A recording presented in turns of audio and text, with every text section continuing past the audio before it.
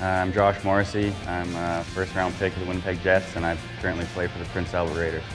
Yeah, I mean, the reason I guess we originally started D-Rules was, there's a lot of shooting camps and forward camps, and most practices are tailored to forwards, but, there just wasn't a whole lot of stuff for defensemen, and, my dad being an innovator and a high-end coach, I guess, looked to learn as much as we could about D, and started out on a pretty small rink in Bonavista, and every Sunday night we'd be out there.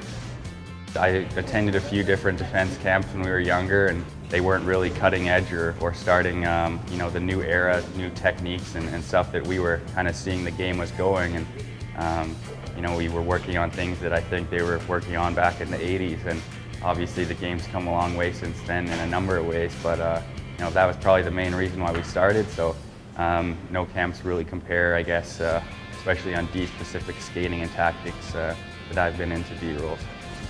I think it's been instrumental for me. I guess I consider myself a skilled offensive defenseman, but kind of a new age defenseman, I guess, that can play at both ends of the ice. And I think those are exactly the things we work on in D-Rules. You're working on your skill, your footwork, your skating, understanding the game, what reads to make, understanding, the whole ice surface, I guess. So, yeah, I think D-Rules has definitely, helped me to understand the game better, think a step ahead. I guess I kind of view myself as someone who reads the play quite well, and I pride myself on, my hockey sense, my knowledge of the game.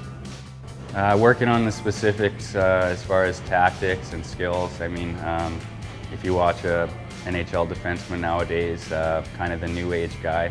I'm not a huge guy at 6 feet, and to be able to play at that size, I think you have to have elite level skill and be able to be an elite level skater, as well as understanding the game at an elite level. So I think D-Rules pushes all three of those areas, especially in the skating and skill, just with your hands, being able to make passes from any position or understanding the ice, always being a step ahead of someone with your footwork, or, basically trying to learn and adapt all the time to new things. So it's really helped me a lot.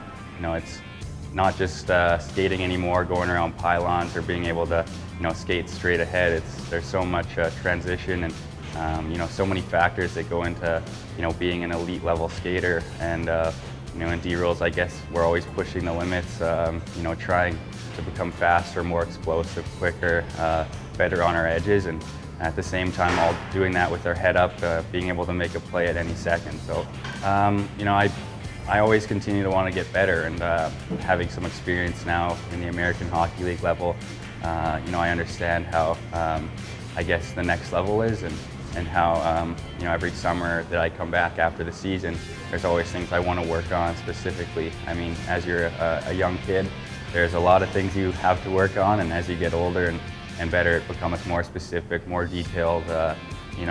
Instead of just doing a simple pass, being able to execute that pass on your backhand, or looking in a certain way, or making a saucer pass from that play. And just unique skills, next level skills, through each of those skills that I already learned, the basics, I guess, and trying to just continue to add more and more, complicated things.